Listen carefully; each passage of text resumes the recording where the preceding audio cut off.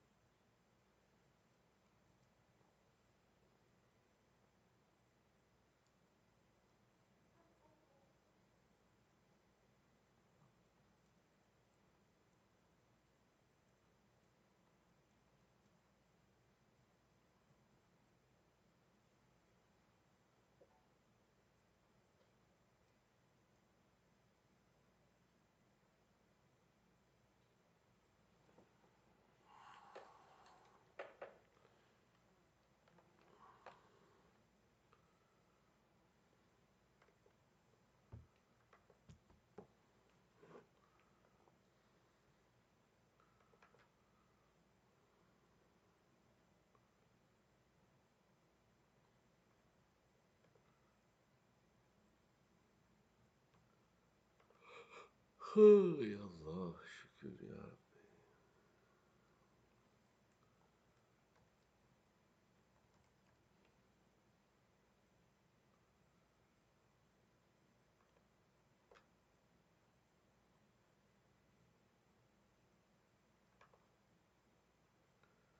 Fikrimin ince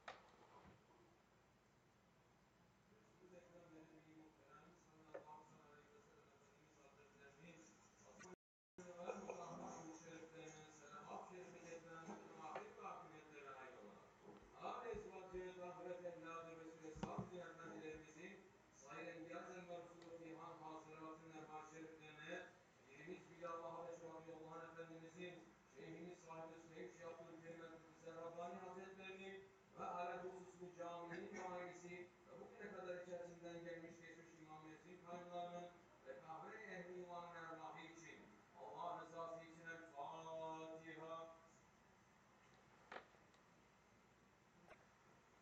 Euzubillahimineşşeytanirracim. Bismillahirrahmanirrahim. İnnallâhe ve melâiketehu yusallûne alen-nebi. Ya eyyühellezîne âmenû sallu aleyhi ve sellimu teslîmâ.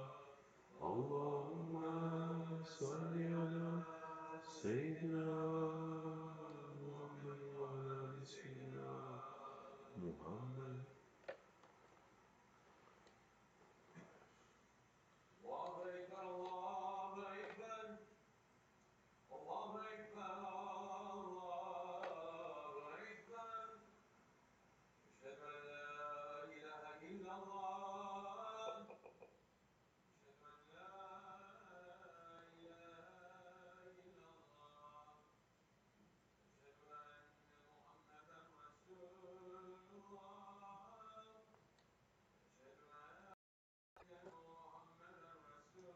Resulullah. Hayya ale's-salâh. Hayya ale's-salâh. Hayya alel-felâh. Hayya alel-felâh. Allahu Ekber, Allahu Ekber. La ilahe illallah.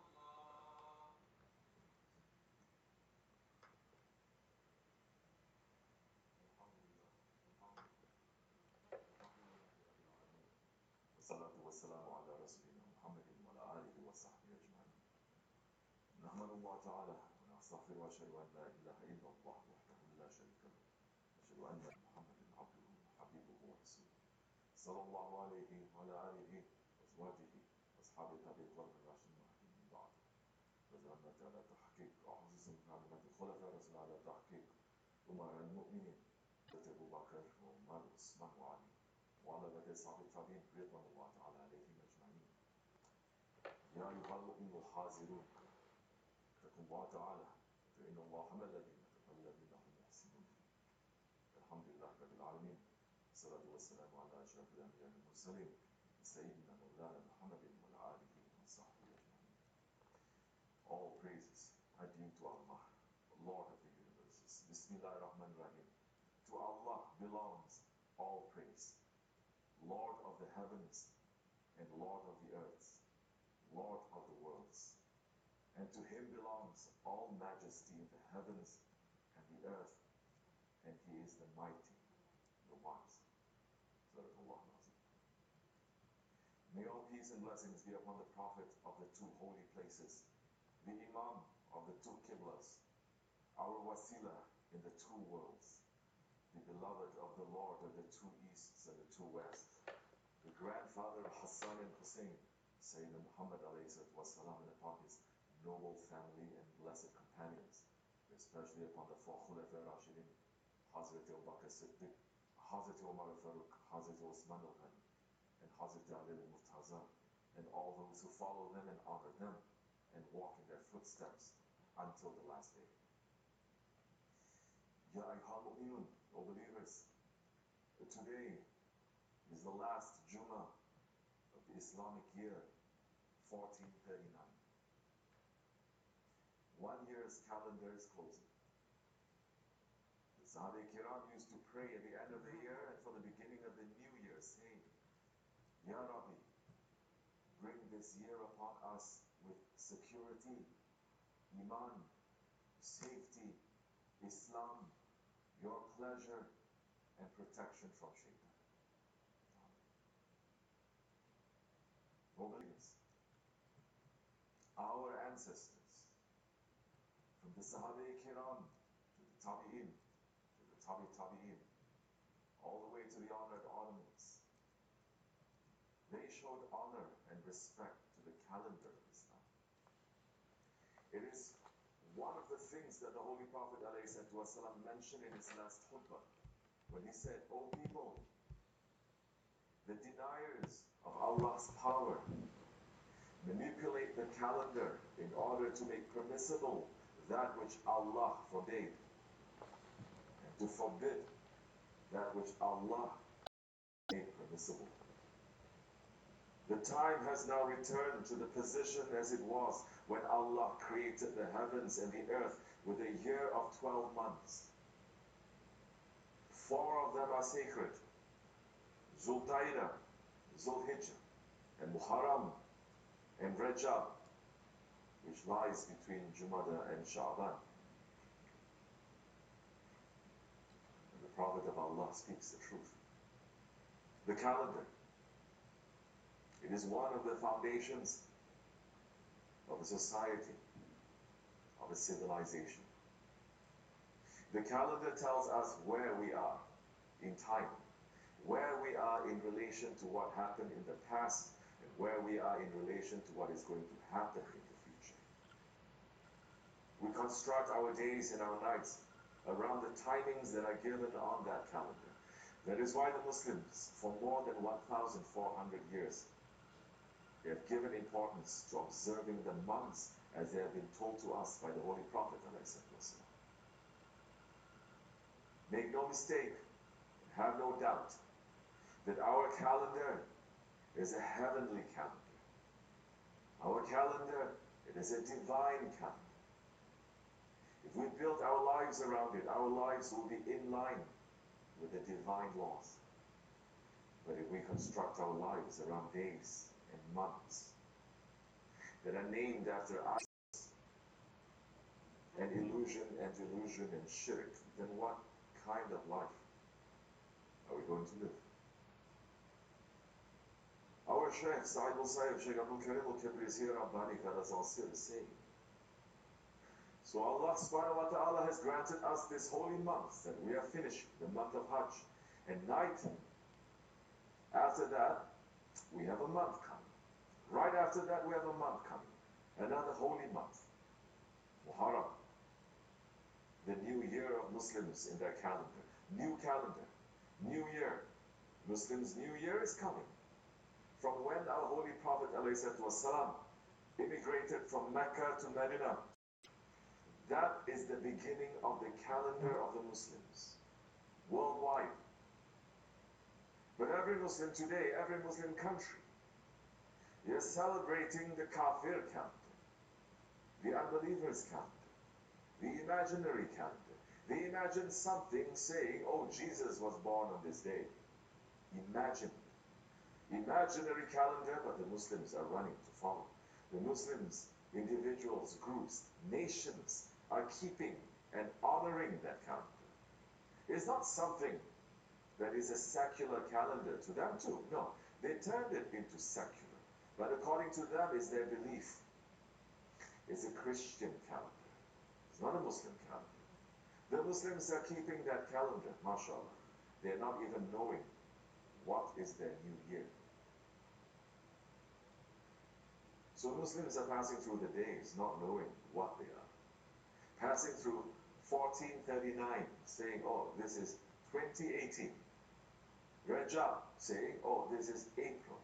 Passing through the anniversary of the Shahadat of Hazrat Umar Farooq, which we just entered yesterday, which was yesterday, and saying it's just Thursday, Thursday, naming after that pagan idol. It is not Allah. It is not. Allah subhanahu wa ta'ala has honored these days and nights in the calendar.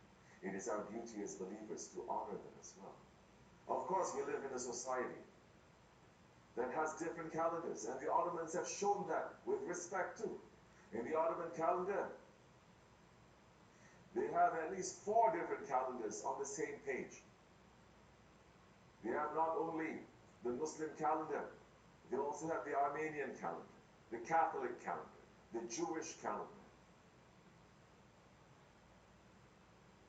What have we lost? We have lost our identity, and we have taken others, the identity that Allah is not like. Sahib al-Saif, he puts a very heavy word to the ones who don't respect the holy days and nights, saying, week after week, year after year, I'm saying, Sheikh Maulana is saying, and we are going to say, the holy days and the holy nights are approaching. In these nights, take it seriously. Take it seriously. It's only 5 nights a year, not 10. There are 365 days in a year, and there are only 5 nights that are very holy. You cannot keep up with that? What kind of faith you have then? Where is your faith? Are you going to give me excuses? Give me 1 million excuses, but it's not good for anything. No excuses can pass for that for a believer. If a believer says, I have an excuse, 365 days, I cannot save 5 days for Allah and His Prophet, then I have doubt about your faith. We are not playing here. We are not here for picnic. We are not here to have only good times and tea parties. We are here to worship. And those who does not want to worship, they have no place with you. You have a very short time. So yes, we have just passed through the day of remembering when Hazrat Umar al-Faruq radiallahu anhu, the prince of the believers, when he attained the rank of Shahid, Faruq al-Azam, the one that so many dogs and hyenas are barking at him and cursing at him for 1400 years. That there are people in this world who hate him so much that they built a tomb for his murderer, and they visit his tomb. Such people have been cursed by Allah and His Prophet. Because Hazrat Umar is one of the greatest ones to ever walk the face of the earth. Imam Jalaluddin Suyuti radiallahu anh collected 40 hadiths, 40, about the greatness of Hazrat Umar al-Faruq. And this is just a drop in the ocean of his greatness. Rasulullah said, Jibreel came to me and I asked, O Jibreel, tell me about the virtues of Umar ibn al-Khattab in the heavens. Jibreel said, Ya Muhammad, if I was to tell you the virtues of Umar from the time that Nuh remained with his people 950 years, I would not finish the virtues of Umar. And still, Umar is one of the good deeds of Abu Bakr. Rasulullah said, I am from Umar, and Umar is from me. The truth after me is with Umar, wherever he is. Rasulullah said, Allah put the truth on the tongue and heart of Umar. He is Al-Faruq, the distinguisher, through whom Allah separates truth from falsehood. Rasulullah said, whoever hates Umar hates me. Whoever loves Umar loves me. Allah boasts about the people at the night of Arafah, and He boasts about Umar specifically. Allah did not send a prophet except that His nation had a speaker. If there was a speaker in my nation, it would be Umar. The people asked, Ya Rasulullah, how does he speak? Rasulullah said, angels speak upon his tongue. Hazrat Umar is the answer to the dua of the Holy Prophet. Hazrat Ibn Masud says, the Holy Prophet prayed, saying, Ya Allah, strengthen Islam by Umar ibn al-Khattab and by Abu Jahl ibn Hashim. So Allah accepted the dua of Holy Prophet for Umar. So Umar was supported by him. So Islam was supported by him, and other religions, they were finished. And Hazrat Ibn Masud is showing the bravery of Hazrat Umar, saying, if the Islam of Umar was an opening, then his migration was a victory, and his leadership was a mercy. Wallahi, we were unable to pray at the Kaaba until Umar became Muslim. Hazrat Umar was showing the justice of Islam. Hazrat Umar was showing the majesty of Islam. Hazrat Umar was showing the power of Islam. He was a possessor of Haybat and a possessor of Jalal. Sahib al-Sayyid is telling us about when he became the Khalifa, saying, when Hazrat Abu Bakr became Khalifa, did he become weak? No. When he was Khalifa, he said, from now on, although I didn't want it, but when this position is given to me now, you're all saying, okay, from now on, what I say, you must follow. As long as I stay in the way of Allah and His Prophet ﷺ, what orders I give you, you must follow. What I forbid you from, you must run away. And if you do otherwise, I am the Khalifa. He said that to who? To all the Sahabis that were there. And Hazrat Umar radiallahu anh went one more step, saying to them, now I am the Khalifa. When he was going to make the sohbat to the Sahaba Kiram, he was standing, pulling out his sword and sitting and putting it like that on the floor in front of him and letting the Sahabis to see the sword. And he was saying to them, if you don't listen to what I say through the tongue, I know how to put you back to the line again. To who? Who was he saying? To the Sahaba Kiram, to the Tabi'in. He said to them, you see the sword? I will not hesitate using this sword to you. Hazrat Abdullah ibn Abbas radiallahu anh said, remember Hazrat Umar a lot. Because when you remember him, you will remember justice. So we should remind ourselves about the justice of Hazrat Umar. His own son committed a crime according to the Sharia, and his sentence was 180 lashes. Hazrat Umar gave the whip to the Jallat and told him to whip harder than he ever had before. Before the last lash, Hazrat Umar saw that his son was going to die. And he went to him and said, I don't think you are going to survive this punishment. But when you pass away, you meet my Rasulullah.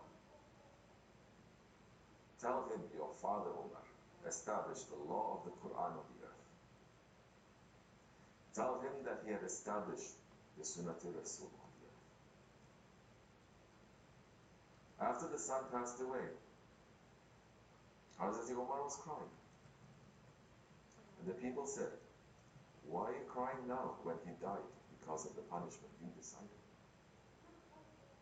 Hazrat Umar said, O people, you have misunderstood my tears. I am crying for 4 reasons. I am crying from happiness because I have established Allah's laws out of my fear of Allah. I'm crying from happiness because I have established the Sunnah of my Rasulullah. I'm crying from happiness because I have saved my son from hellfire. And yes, I'm crying because he is my son, and I will never see him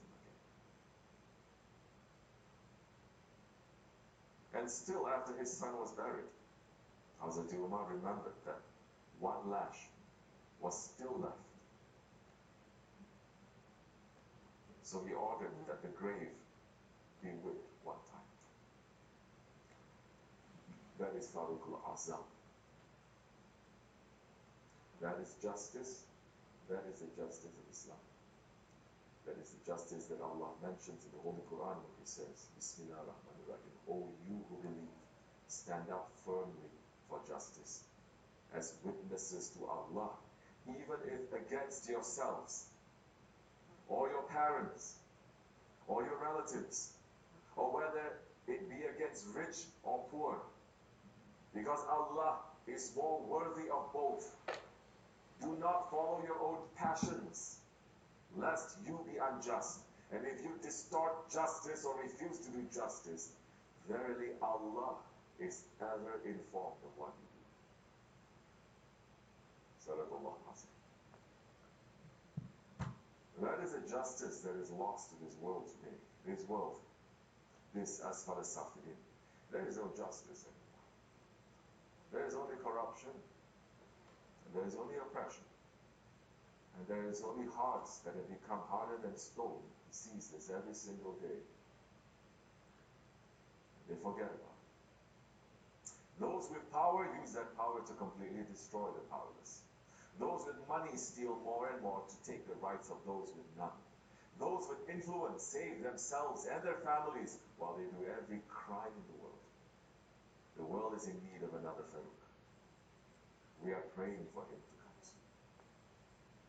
And yes, Hazrat Umar's strength, it came from his fear of Allah. Our Shaykh was saying, I fear Allah out of my love for Allah. This is the Faruqi way. When Hazrat Umar was making tawaf, he was crying, saying, Oh Allah, if you have written me among the blessed, then keep me there. And if you have written me among the sinful and the cursed, then wipe it away and put me among the blessed. Verily, you wipe away and affirm whatever you will, and with you is the mother of the book. Hazrat Umar was the first one who went to that Sahabi.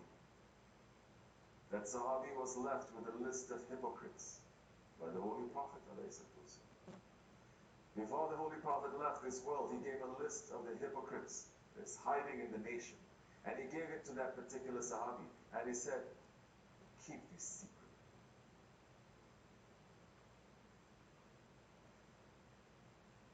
And when it was known that this Sahabi held that list, Hazrat Umar was the first one to go to him, to pull him aside, crying, begging him, asking, tell me truthfully, am I on that list? That Sahabi did not give that secret. But it is known that whichever funeral that he did not attend, it is known that that one was a hypocrite. Hazrat Umar, he was the first in remembering his death and his meeting with his Lord. He had a ring which had an inscription saying, death is enough of a reminder, Ya Umar. Hazrat Umar was always ready for his death. He was always making the dua saying, Ya Rabbi, let me be a shaheed in your way and allow my death to be in the city of your messenger. His dua was granted. He was granted shahadat while he was leading namaz in Masjid al-Nabawi when the blade of a disbeliever pierced his back. Hazrat Umar's name is honored in the heavens and in the earth forever. Hazrat Umar came to this world. He lived his life. He kept his promise to Allah and his Prophet. He sacrificed everything in the way of Allah. We are living in Akhir Zaman. The responsibility of Islam continues. We are walking in the way of one of those who is carrying the secret of Farqul Azam. We must also wake up. We must also walk in that way. We must also establish justice. Our Shaykh is saying, the Sahabis didn't give up. You must hold on together. It is not a time to hate each other. It is a time to love each other for those who believe in the same way. You may have differences. You must put the differences aside. Everyone is Allah subhanahu wa ta'ala, and everyone has rights. We must watch out correctly. We must try to do what is for us and try to live with those people who are really believing and sacrificing.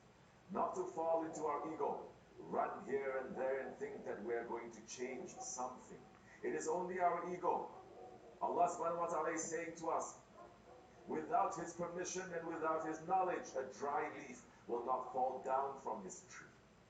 Whatever is happening with his permission and his knowledge. The duty for believers is that they must hold on tightly. They must look at what each other's benefits are and must try to protect each other. Holy Prophet ﷺ is saying to us, When one's lands and rights are under attack, all believers must support that one. We lost this a long time ago too. We must come back to our senses, at least to those people with whom we are believing in the same way, the same tariqat, and the same shaykh. We must hold on together. If we do that, we will be the winner. If we don't do that, then we will be the loser. Allah does not need us. We need Allah. Allah subhanahu wa ta'ala is going to complete His religion. He does not need us. We need Him. We are asking Him, begging for Him to make us from those who are going to complete this religion. But the duty is very heavy. We must know. We must try to live according to them. We must try to hold on whatever that is according to that, and to know that whatever happens to us, the shahadat is the only thing that is going to save us. If we say the shahadat, if we believe in the shahadat, if we hold on tightly, then safety is with that shahadat. The friends of Allah speak the truth. We are asking help to do this work. We're asking help from Allah. We're asking for our names to be written amongst those who will carry the work of Islam in the last days of this world. We're asking to do this work following. We're asking with the dua of Hazrat Umar, saying, Ya Rabbi, make us from the very few. Astaghfirullah. Astaghfirullah. Astaghfirullah.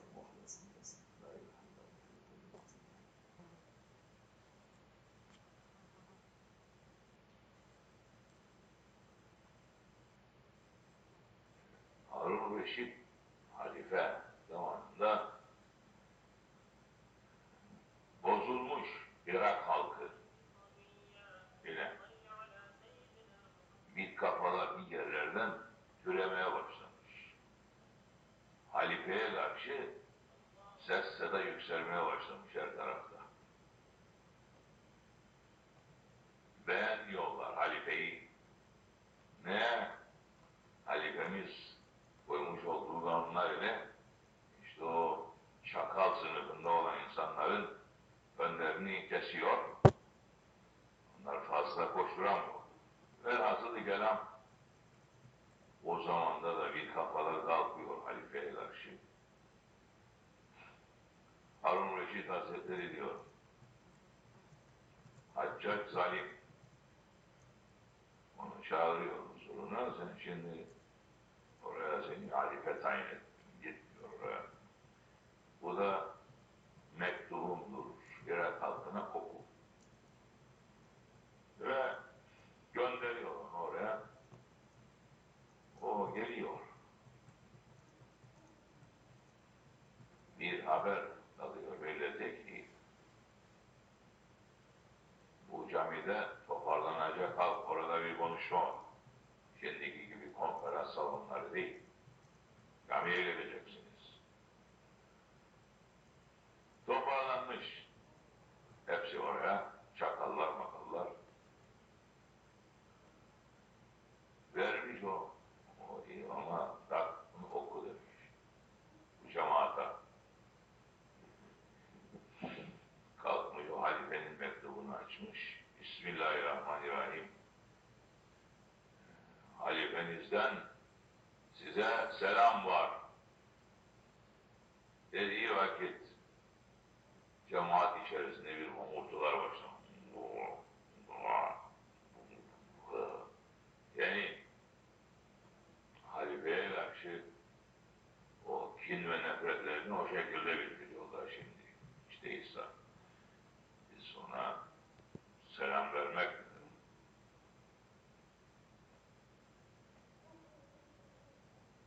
Haccac bakmış homurtularca bir daha oraya demiş.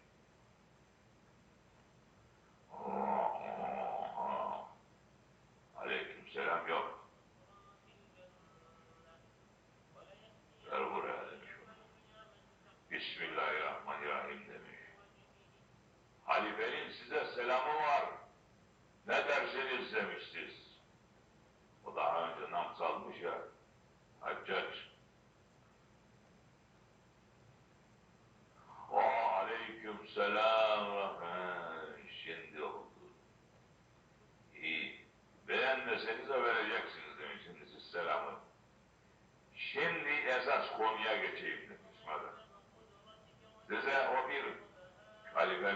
güzel bir sözler okudu burada. Lüzumsuz size şimdi onlar demiş.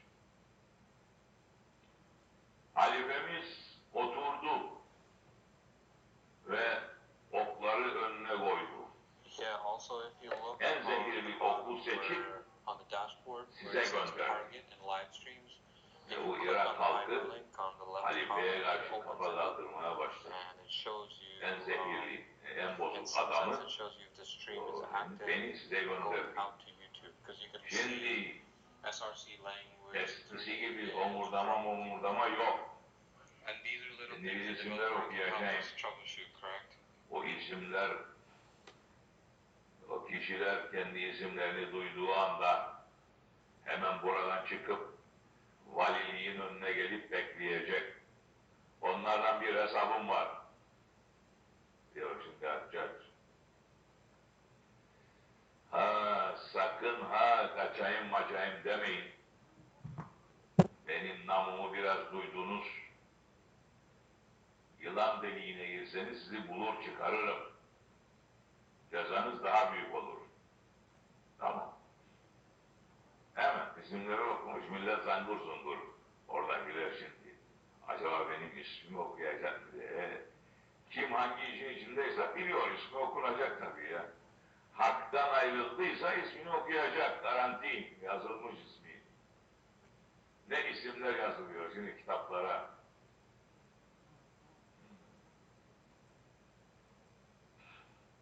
Velhasıl okudu isimleri, çıktı Haccac geldi. Valiliğin kapısında bekliyor millet şimdi. Buyursun içeriye. Söyle bakalım demiş. Ben zalim miyim, alim miyim? Bunlar başka bir şey beklerken Allah Allah ne biçim iş bu? Ya çekecek ya kimisi, aman efendim siz alimsiniz.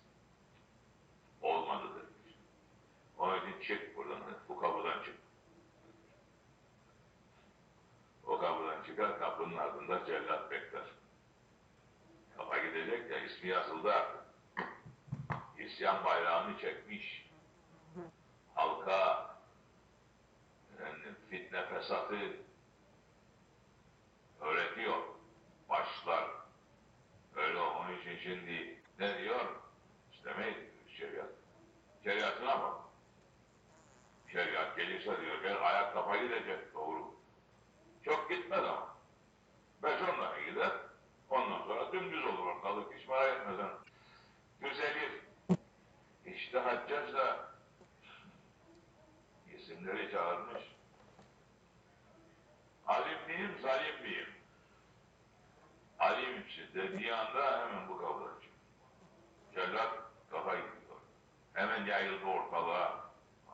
Ne yapacağız? Alim desek kafa gider. Zalim desek gene kafa gider. Kafa gider. İsim yazılmış ya bir kere. Onun için Osmanlı padişahlarını da çok sevmezler. Bilhassa Yavuz Sultan Selim Han. O da böyle sivrildiler mi hemen kafayı götürürdü ki düzeni koydu tekrar. Velhasıl onlar çağırıyor, birisi gelmiş huzura, onun da ismi okutmuş. Söyle bakalım demiş. Alim miyim, zalim miyim? O mübarek insan bakmış, aman efendim demiş. Böyle bir soru sordunuz ki demiş. Ben onun cevabını hemen veremem ki demiş. Hiç beklemez hatta öyle bir cevabı. Ne yap? Sen tanıyorsun demiş. Beni duydun namımı. Namını duymakla yetmez demiş. Bana izin vereceksiniz. İdare ettiğiniz bu halk içerisinde gezeceğim, bakacağım, inceleyeceğim. Halkı inceleyeceğim, sizi inceleyeceğim, kanunlara bakacağım. Kanunlar neyin nereye, nerede yasak bölümüne. Her şeyi iyi inceleyeceğim. Sonra gelip size söyleyeceğim demiş. Ben alim misiniz, zalim misiniz? Ve budur, olmaz bu iş demiş. Çoğuna göre belki zalimsiniz demiş ama bir iş var belki onun altında. Haccacın diyor, sen bakıyor. Şimdi sen demiş zaman kazanmaya çalışırsan boşuna uğraşıyorsun. Kafan gider. Onun için yanlış adım atma. Yok. Ne kadar zaman istedin? 40 gün yeter bana demiş. İyi demiş. Git 40 gün sonra gel. Olmaz efendim demiş. Ne istiyorsun? Şimdi memleket büyük demiş. Bir yerden bir yere gitmem gerekir. Bana bir at lazım. Hayvana yiyecek lazım. Bana biraz altın lazım. Gezip dolaşıp insanların nabzını ölçmem gerekir. Sonra demiş. Böyle bu şekilde olmaz. Ben fakir bir adamım. Olur demiş. Buna bu kadar altın verin. Atı da verin. 40 gün sonra seni burada isterim demiş. Sakın atı alıp altınlar alıp da kaçmaya kalkma. İşine gitsen seni bulurum ben demiş. Sonra. Hiç kaçmam demiş. Onu iyi bildim demiş. Senin elinden kaçamayacağımı çok iyi bildim. Onun için gideyim ben bakayım işime. Almış çıkmış oldu. Ne yapsın? Eve gelmiş. Yaşadık hanım demiş. Ne oldu? Devlet kuşu başımıza kondu. Nasıl? Haccac bizi de çağırdı. Aman! Kafa gitmedi. Ne yaptın beyim? Böyle böyle dedi işte. Biraz zaman kazandık dedi. Bak bu kadar altın aldık. At da burada. Şimdi ben burada biraz oturayım dedi. 40 gün bir halvete gideyim. Zaten ben ona alim da desem, zalim da desem kafa gidecek. Teslimiyet var orada şimdi baksana. Onun için demiş hiç değilse son 40 günümü gayle çekmem demiş. Sağda solda koşturmak ile, iş ile, parayla kazanır. Biraz burada bir şeyler yerim içerim, halvette dururum. Ben de ölünce bu altınlar sana kalır, yaşarsın rahat rahat demiş. Aman bey yalan söyledin Haccaca, ne yapacaksın? Daha beter cezalandıracağını ne demiş. 40 gün sonra kafa zaten gidecek. Bugün gidecek bir şey değil, 40 gün sonra gidecek. Ne yapalım? Hadi hanım orada ah uf çekerek ağlamaya başladı. Çekildi diyor o halvete. Bir rabıtaya konuldu hemen. Medet, keyfinden medet çekti. Onun da bir bu alemden göç eden bir şeyhi varmış. Fakat bu zaman gibi ortalık çakallarla dolmuş o zamanda da. Yanlış insanlar türemeye başlamış işte. Abdest almasını bilmeyen, tuvalete girip çıkmasını bilmeyenler hoca diye çıkmış televizyona. Aman hocam, hadi meyhane kabadayıları gibi, tabirler pavyon karıları gibi hocam, pavyon karısı. Bu halde işte, hocalığı bu hale düşürmüş. Neyse, bakalım neler yazılıyor şimdi kitaba. Yazanlar var, bitmedi hiç. Dikkat et, o kalem ismini yazmasın. O kalem sağlamdır. Haccacın kalemi değil o. Konuya dikkat et şimdi. O zat diyor gitti bir rabıta yapar. Şeyhi gelip ona diyor ki oğlum aile çekme. Sen şimdi 39. gece falan camiye git. Orada yatsı namazından sonra kendini caminin içerisine bir yere gizle. Onlar yatsı namazından sonra caminin kapılarını kapatıp gidecekler. Uyanık dur. Sakın ha gaflete düşme. Gafil insanı. Burada oturmuş uyuyor. Altın dağıtsa ne yaptı o? Elmas dağılır da. Gaflet de uykuda. Sakın ha demiş. Uyanık dur. Gaflete düşme. Sakın oradaki hadiseyi kaçırma. O senin için kurtuluş yolu o. Başka yol yok. Olur efendim. Geliyor diyor 39. gece bildirdiği camiye kendisini gizliyor bir sütunun arkasına. Yatsı namazı bitmiş. Görevliler kapattı kapıları, kilitledi gitti. O uyanık karanlıkta bakıyor şimdi acaba ne olacak şeyhim böyle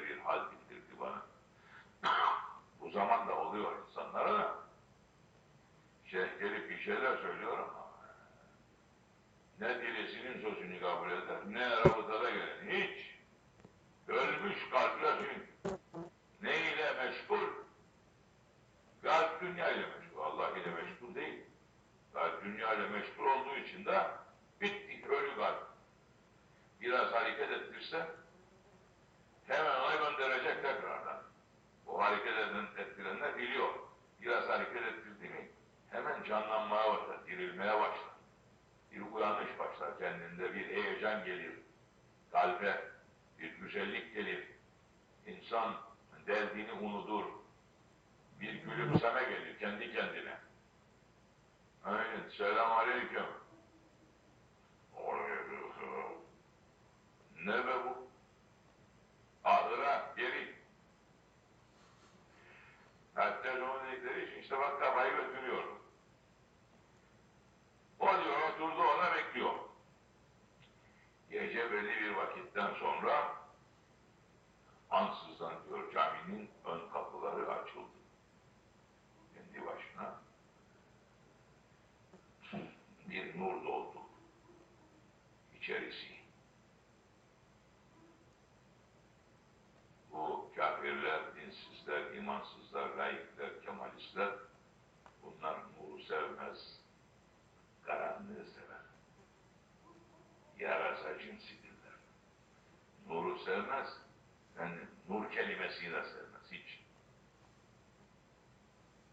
Bir nur girdi içeriye.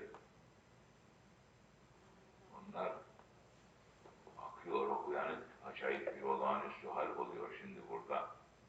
Nedir acaba? Göz, kulak, kalp hepsi aynı yerde meşgul toparlanmış. Zerre bir hareket olsun da kaçırmayalım hemen. Millet dedik ya yaşamayı da unutmuş, her şeyi unutmuş bu zamanda. Pür dikkat bakıyor, bir baktı, Ebu Bekir Sıddık Efendimiz içeriye geldi. Makamına geldi, ayaküstü durdu, el bağladı. Ardından Hazreti Ömer Efendimiz, Hazreti Osman, Hazreti Ali, bütün sahabiler geldiler, el peçe divan hazır duruyorlar. Ardından Efendimiz girdi içeriye diyor. Geldi oturdu vaaz kürsüsüne. Sahabe-i kiramlar bir edep bile oturdular. Efendimiz onlara bir sohbet verdi. O zat orada seyrediyor, görüyor Allah. Evlat kuşu şimdi kondu başımıza diyor o şimdi. Ne hal bu? Bunu rüyada görmeyiz biz. Ya o zat diyor dinledi sohbeti de Efendimiz sohbeti bitirdi. Vali içeri girsin dedi. Bir baktı Haccac sürünerek içeri girdi. Geldi diyor Efendimizin huzuruna, kafa yerde sokulu sürüne sürüne. Verdi. Uzattı diyor bir dosya Efendimiz'e. Haccac Efendimiz dosyayı aldı, açtı. Elinde kalem bir isimlerin üzerine siyah çizgi çekti. Dosyayı kapattı. Geri verdi Haccac'a. Git dedi, hallet bunlar dedi şimdi sen. Haccac geri geri sürünerek çıktı. Gitti. Onun ardından Efendimiz indi. O çıktı. Tabii selamlaşma oldu. Ondan sonra Efendimiz gitti. Ardından Ebu Bekir Sıddık Ömer sıra tertibiyle herkes gitti. Da nur kayboldu. Kapılar kapandı. Mübarek uyandı artık. Dirildi. Ebedi hayatı buldu. Şimdi o ebedi hayat ararsan o meclise gireceksin. O mecliste bir kere oturmadıysan ebedi hayat bulamazsın. O meclise girebilmek için önce seni şeyhin irşad eder. Bir yerlere çıkarır, temizler. Sonra Hızır Aleyhisselam'ı çağırır. Bunu al, götür. O hayat suyunun, o ebediyet, hayat sırrı, o su nerededir? Buna o sudan içir de. O sudan içti mi, zahiri de batını da tamamlanır onun artık. Ebedi aleme geçer, zahiri buradadır, hakikati orada durur onun o. Oradan alır, verir. Alır, verir artık. O hay makamına geçer, hep orada durur, yaşar. Ebedi bir hayat bulur. Efendim, vakti, zamanı gelince rahat rahat o ruhu teslim edip mezarına temiz yatar. 1000 sene orada yatsa çürümez, kirlenmez çünkü temiz gitti, temiz durdu. O hayat suyundan içti. Velhasılı kelam o haccac ertesi gün 40. gün bekliyor o mübareği. Geldi diyor o. Haccac da şaşırdı. Ya dedi, sen de sözünde duran adam 40 günde de geri geldi. Allah Allah. Ben bekliyordum, askerleri gönderip seni aldıracaktım ama geldin. Olur mu dedi, tabii ki geldim. Söyle bakalım demiş, şimdi sen ben alim miyim yoksa zalim miyim? Yok efendim demiş. Ya, sen ne alimsin ne de zalimsin. Sen emri Resulsün demiş. Peygamberin emrisin sen demiş. Haccac hemen şaşırdı, dosyayı açtı diyor. Bir bakıyor, onun isminin üstündeki çizgi kalkmış. Çizgi var, kafa gidecek, kalkmış. Sen dedi, bu işi nasıl becerdin? Söyle bakalım şimdi. Senin ismin burada yazılıydı, gidecektin sen de. Bu işi nasıl becerdin? Akşamki toplantıya ben de katıldım dedi. Gördüm dedi oradaki hadiseyi. Böyle dağıtma ortada o zaman dedi. Şimdi bunlar beni zalim bilsin dedi şimdi. Benim işim bu şimdi. Onun için bunlar zalim bilsin beni dedi. Sen sessiz dur, bundan sonra vezirlerimdensin, buraya gel dedi. Sen ileri git, koşturma. Anladın mı? Orada da bir hikmet var. Niye onun ismi yazıldıydı tabii ki. Oraya girmeyelim şimdi. Hazreti Mehdi ile Haccac zıvatında insanlar da gelecek. Hazreti Mehdi öyle yazar geldi. Onun işi daha yüksek o. Seni hesaba çekmezler. Onun etrafında hizaplar vardı ki onlar hesaba çekecek olanlar vardı. Çekecek, gel bakalım diyecek. Söyle bakalım, ben zalim miyim, alim miyim? İlerici miyim, gerici miyim? Yaz bakalım şimdi. Kitapta yazılıdır ismi şimdi. O yüzden bazen insanlar da çok sinirleniyorlar. Bazıları abuk sabık işler yapıyorlarmış. Bana da söyle, ya ne kızıyorsun dedim. Herkes işte hesabını kendi kendine yapıyor. Demek ki hazırlanıyor. Bir tarafa kayacak artık. Aklını başına al. Zaman yaklaştı. Hem zaman yaklaştı hem de 3 aylar yaklaştı. Recep ayına yaklaştık inşallahurrahman. Recep, Şaban, Ramazan. Bu 3 ay sağlam aylardır ki hiç değilse nefsini biraz tutabilirsin. Nefsini biraz emir altına alabilirsin. Zapt-ı altında tutabilirsin diye Allah bu günleri gönderiyor. O günlere gereken saygıyı, sevgiyi, muhabbeti göster. İnşallah o günler gelince ayrı bir rahmet iner üzerine de kendi nefsine hiç değilse biraz dur yahu dersin, bu kadar hayvan olma şimdi. Bu kadar da ileri gitme, böyle nefis dersin. Der ki o zaman bir kurtuluş yolu açılır kula. Bu kadar da yetinelim bugünlükle inşallah rahman. Allah şeyhimiz Evliyalar Sultanı'na sıhhat afiyet kuvvet versin. Onun etrafında olan efendim, hak üzerine duranlara da güç kuvvet versin. Batılda duranlar bir çeşit insan var çevrenin etrafında.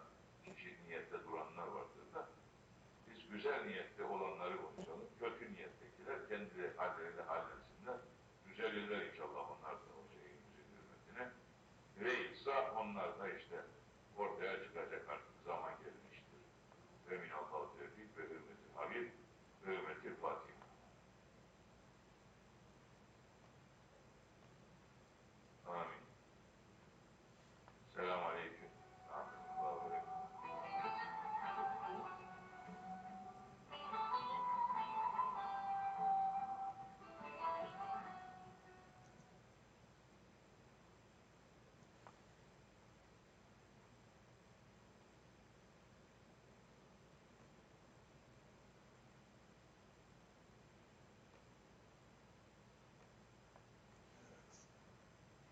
Euzubillahimineşşeytanirracim.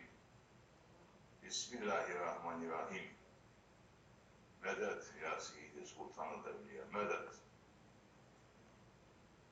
Büyüklerden himmet, medet, imdat istiyoruz ki birkaç kelime söylemeye niyet ettik. Ne kadar izin gelirse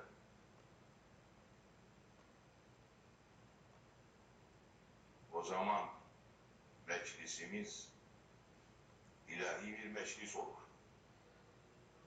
Çünkü Allah'ın sevgili kulları himmet, medet, imdat gönderirse onlar huzurda oturur. Onların gönderdiği, nazar ettiği yere huzur iner, rahmet iner, bereket iner, güzellikler iner. Melaikeler gelir, salihler gelir, şeytanlar kaçar. Şeytanlar rahatsız olur, sıkılır. Şeytanlar hak sözden sıkılıyor. Allah Allah. Bakıyoruz şimdi dünyanın haline. Doğusu, batısı, kuzeyi, güneyi. İnsanlar hak sözden sıkılmaya başladı. Acayip.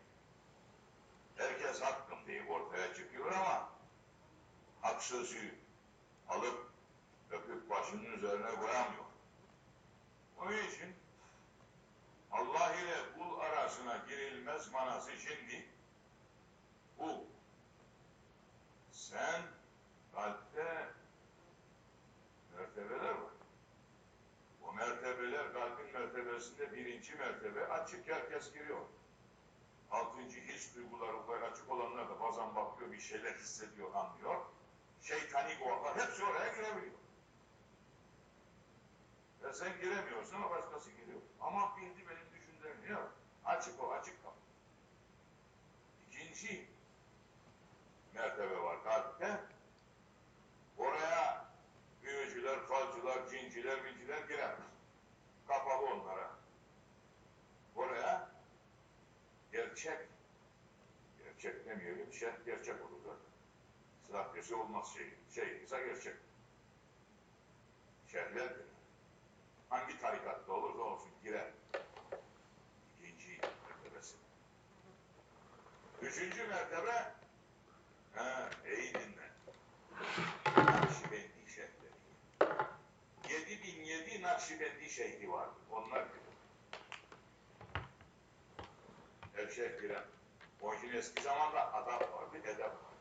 Şeyhler birbirleriyle karşılaştığı vakit selam bilemez. Zaten böyle bakardı, kafayı eğerdi.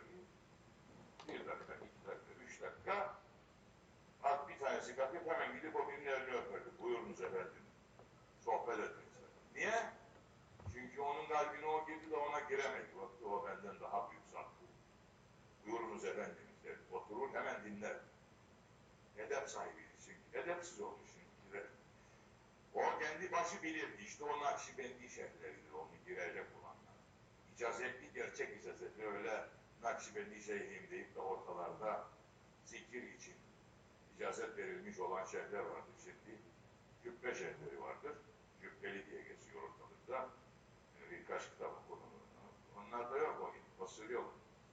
Giremez oraya. Girerse bakır meydan. Girsin kalbine orada. Altaylı'nın kalbine bile giremiyor. Altaylı'nın kalbine geçen şeytanla okuyamıyor da onu geveze ediyorlar. Bir ona diyorlar halk düğmeleri diyor İngiliz düğmesidir. O bakıp o şeytani gözle onu görmüş o. Değil mi ya? O görmüş o. Ben İngiliz malı giymem demiş o. O da giyersin demiş. O giymem ya ben yok demek. Giyersin giymezsin. O da bak düğmelerin demiş İngiliz düğmesi. O yok ya Türkler dikebilir ama İngiliz düğmesi değil. Ama bak o İngiliz markası üzerinde. Ben sen o ördekçi mi bardakçı mı bilmem ne onun şeyine giremedin. O seni çözdü de sen onu çözemedin be. Ne biçim şeysin be sen? İşte öyle şey. İşte o üçüncü mertebedir. O icazeli şeyhler girer.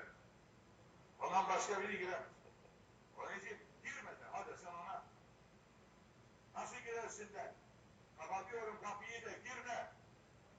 Kapatabilir misin? Gece de gelir, gündüz de gelir o. O icazeti varsa. Gece geldi, bu defa da bir üşüdür fal çıktı işte bu kadar kapısı. Delirmiş insan. Akılları uçmuş yerinden. Teslim olamıyor ya, şeytana teslim olmuş çünkü. Velhasılı kelam, 4. mertebe var. O 4. mertebeye bir tek Peygamber Aleyhisselatü Vesselam girer. Bizim bunlar girer. Ve Peygamber zahiren burada olmadığı için onun tek mümessili. Hadi şeyhlik ilan etmiş, en üstün şeyhim benim diyen çıksın otursun Şeyh Efendi'nin önüne. Ben Şeyh Efendi'nin bir müridiyim. Şeyh Efendi'nin önüne gelip otursun. Orada o rabıtayı murakabeyi yapsın da görür bakalım. Öyle çok atıp tutmak değil mesele. Orada otur, her meydanı çık, gir o 4. makamdan, ey Şeyh Nazım, Peygamber bunu bildirdi. Söyle bakalım. Atıp tutuyor. Oldu. Şeyh Nazım Hazretleri de biz Allah'ın acısı kuluyuz. Şeyhimize bakın. Manası orada o. Nefsini her gün vuruyor aşağıya. Maşallah. Nefsini vuruyor her gün aşağıya. Geri zekalı olmuş ortalık. Onlar da demiş bak işte bu kendi ağzıyla söylüyor ya. Bilmez. Normal söylüyor. Normal. İşte bu kadar geri zekalı. İşte o 4. mertebedir. Peygamber izinlidir oraya girer. 5. mertebe o. Peygamber'e de izin. O kuluyla Allah arasında. Girer. İşte oraya kadar geldiysen sen maşallah senin elin de öpülür, ayağın da öpülür. Senin peşinden dünya takılsa sen onları yanlış yola koymazsın. Doğru yola koyarsın.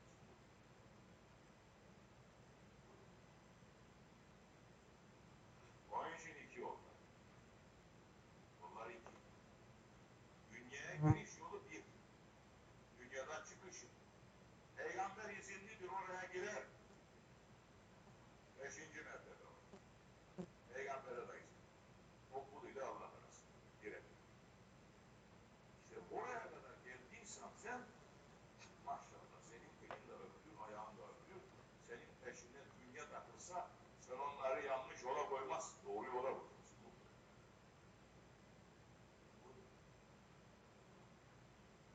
Onun için 2 yol var. Bunlar 2. Dünyaya giriş yolu 1. Dünyadan çıkış yolu 2. Biri hidayete erdiren, cennete götüren yoldur. O biri delalete götüren, şeytan ile beraber cehenneme götüren yoldur. Hangi yola istersen girsen serbestsin dünyada. İşte bu insanlık umum olarak o yanlış yola girdi. O yanlış yolda gidiyor. Ey insanlar bu tarafa dönünüz. Allah tövbe ettiğiniz anda oradan size yollar açar ana caddeye geçmek için buraya dönünüz. Ya ben de başları gördüm insanlar. Ben bilirim ayağıyla. Herkes koşturuyor bir yola. Önündeki rehber, en önde giden rehber peygamber olacak. Değilse hiçbir mahlukat bu yolda yol bulamaz. Yaratılmış olan melaike de bulamaz. Allah'ı sen ne sandın? Allah'ı sen basite indirdin, aşağılara indirdin de Allah aşağılarda mı zannediyorsun? Allah'ı kendi aklına göre Allah yaptı. Allah üretti. Allah üretti. Evet. O Allah. O yaradan. O her şeyi yoktan var edendir. Her şeyin sahibisi odur. Bütün emir onun elindedir. Kun feyekun. Ve o emirlerin sırrını da o peygambere açmış. O peygamberi sevdim ben. Ona verdim. Sen kimsin? Karışmaya. Sen ona tabi olacaksın. İşte şeytan tabi olmadı. Kabul etmedi. Bu kadar senelik yaptığı ibadetler, taatlar, güzel işler hepsi bitti. Asi oldu. Defol buradan.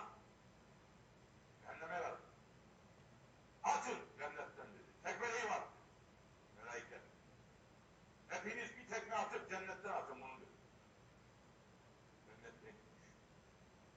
Cennetten düşen nereye girecek? Cehenneme girecek.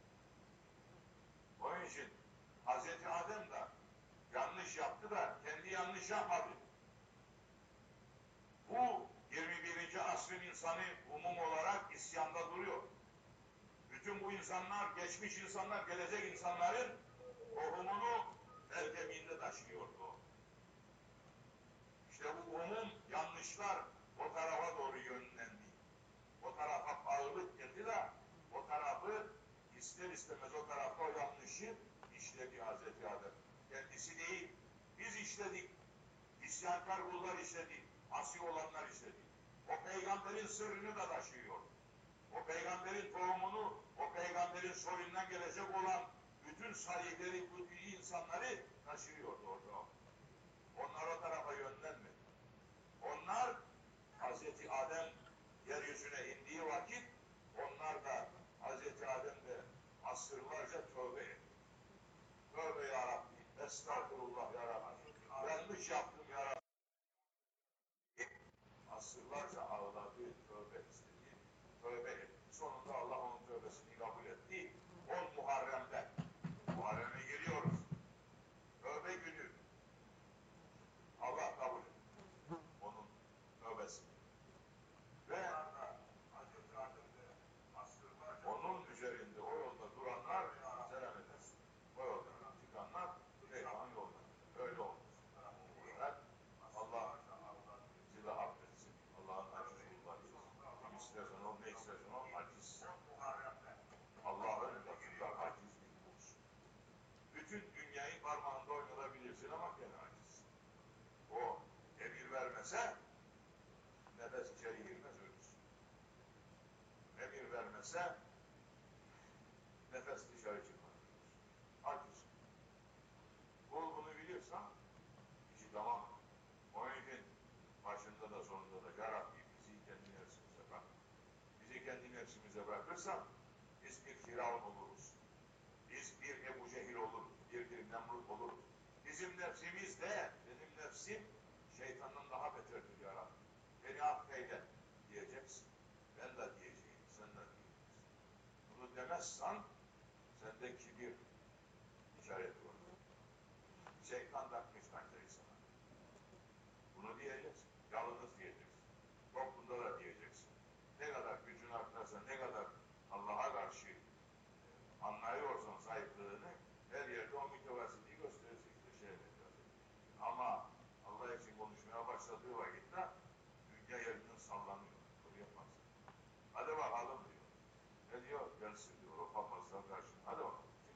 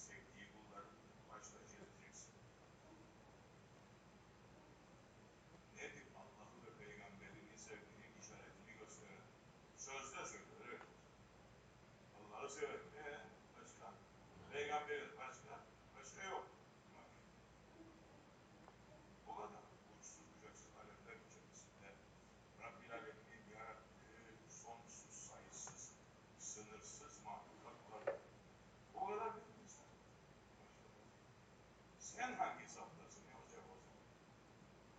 Demek ki sen kendini peygamberden sonra yarattılar. Ruhana gideceksin. Peygamberden sonra benim o zaman peygamberi Allah'ı sever. Başka biri yok. Şeytan tutmadı bu yaratmaz. Tutulma şeytana. Onun için ne diyelim diyecek, dedik. Gece saat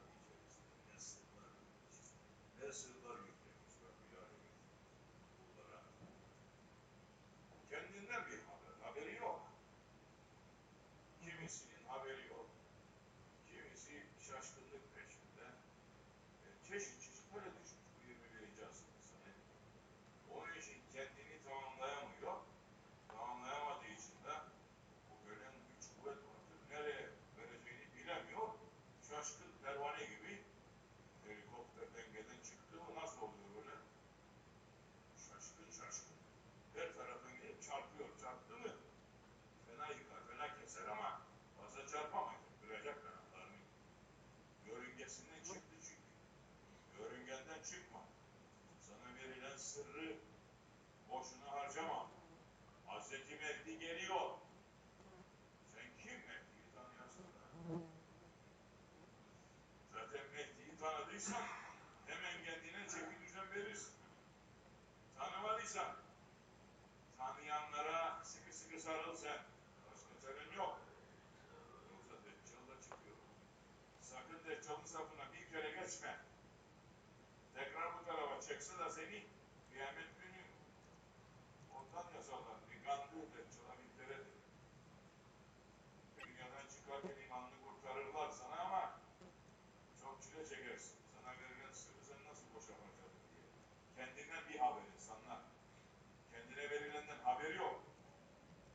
Kendine verilenden haberi olmadığı için onunla, o ona bakıyor, onunla meşgul. Meşguliyeti niye dünyada? Onun eli böyle, onun beli böyle, onun saçı böyle, onun ayağı böyle, o bunu giydi, bu bunu yedi, bu bunu içti, bu bunu aldı, bu bunu sattı, bu bunu yaptı, bu bunu etti, bu biri koydu, bu bunu yaptı. Sana ne? Sen işine bak. Sen kendine bak. Kendiyle meşgul ol. Onun için duamıza ne diyoruz? Ya Rabbi bizi kendimizle meşgul et. Kendimizle meşgul et. Başka bir meşguliyetimiz olmasın artık. Seninle meşgul et. Şaşkınlık peşine koşturmayalım ya Rabbi. Ve işin değilse sen git. Ne Firavun'dan getirdin ya. Firavun'un tasarruğundan ondan sonra toparlanıp paketlediler.